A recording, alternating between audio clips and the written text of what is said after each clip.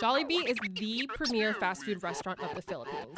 Anytime a new Jollibee opens, people lose their How excited are you that Jollibee's here? How excited are we? That's how excited we are. Oh my God. This line. Just for that. I've written about it, but I've never actually tried the food.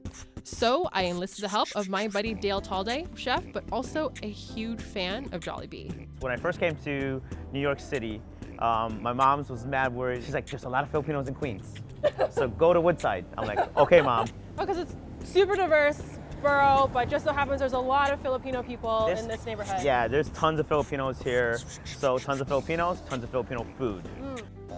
Jollibee, which is a huge chain in the Philippines. Yep. I've never had it, but people really love it. Here, it's a unique brand. In the Philippines, they're everywhere. You're always longing for what you had back at home, when it comes to food especially. And you know, Jollibee brings people back to that. The Jollibees we're going to here in Woodside, this is the first one in the East Coast.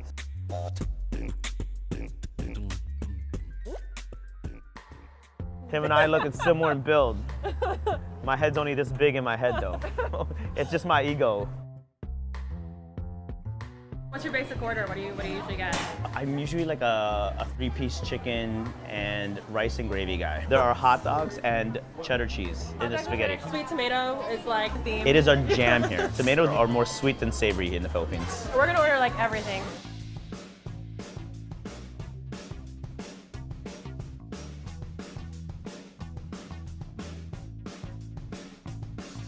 Filipino comfort food is a unique blend of Chinese, Malaysian, Spanish, and Americana. It's as good or better than Popeyes because it's not as heavy of a batter. Fried chicken in general is a unifier. This is what people come for, the chicken joy. Drag your finger through that. Got some heat to it. Ooh. Let's jump in. Okay.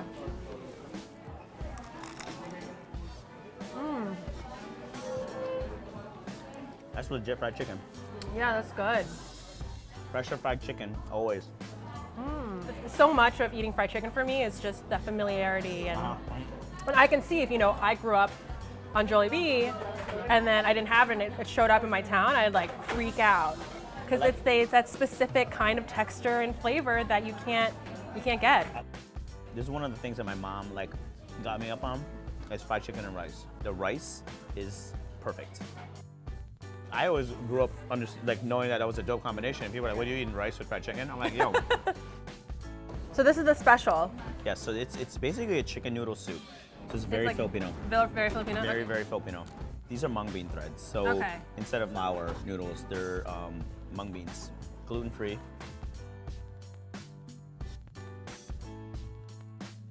When there's 7,000 islands, people make this a ton of different ways. What I like is that the noodles aren't hammered. Yeah, like a pudding in here. Yeah, but no, they've actually held together. Yeah. Should we do one with vinegar? Do a little vinegar? We should try this. I think so this is pretty classic. You'll always find this under the table. I like giving this a shot or two of this chili vinegar, and it really changes what you're working with here. It feels like something homemade in a place that's a fast food restaurant. I feel like we're doing drugs. And I'm like trying to lead you down this gateway. Do it. Eat the burger. You know what I had corned beef with in my house was for breakfast. You need a lot with rice and some eggs. This is pandesal. Very soft, squishy. Yeah. It has a little bit more texture than a potato roll. This is a common bread that you get for breakfast or, just kind of a snacking. It's a little sweet.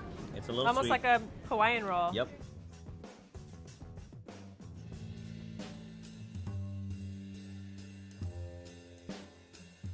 All right, I think we should do these pastas next. Yeah. It's still really sweet. And it's definitely not an al dente. Hammered. It's very soft. But there's never any al dente noodles in the Asian palate. Even if it's a ramen noodle, it's not al dente where you can still see a little something, in the middle. It's cooked through, but it has a chew to it. And if you go to these noodles, I grew up eating this. It's called pancit palabok. It's a rice noodle. The gravy is basically a thickened shrimp broth. They have minced pork, so chicharron on top, and then they always garnish with egg, and they have some more shrimp on top. I love this. It's made from coconut juice that they turned into vinegar. This feels like something I've eaten. Yes. A lot of this food is definitely from the American occupation in the Philippines. They wanted a taste of home. This was a taste of home for a lot of Americans. I see. So this is post-occupation. This is pre, Pre- definitely. That's post. Okay, peach mango. Ooh, yeah, so bubbly and crispy. You can hear it. You can hear the Yeah, that's crackly. crackly crunch. There's some diabetes in here, boy. The pastry's almost savory. Yeah. Well, you gotta imagine, they're not frying this in any other oil but the chicken fat oil. Seriously? For sure. For sure. I mean, I it's can guarantee great. it. I guarantee it. And Yeah, but it's super delicious. crispy. It's good. I'm gonna try this. That looks so good. I know my man wants to eat this. You know he does. He's straight Hawaiian. Hawaiians, this is like, you put egg on this and he's like, I know my man wants to eat this. I know he wants to eat this. I know he wants to eat this. I knew it. I was like, he was staring at it. He was like, yo, my boss won't eat I that. know, it's all you guys. In this world, in this genre of what this is, fast food, Yeah. it's a good product. Originated from the whole pride of our tonkotsu pork broth ramen being the best. And we want customers to really understand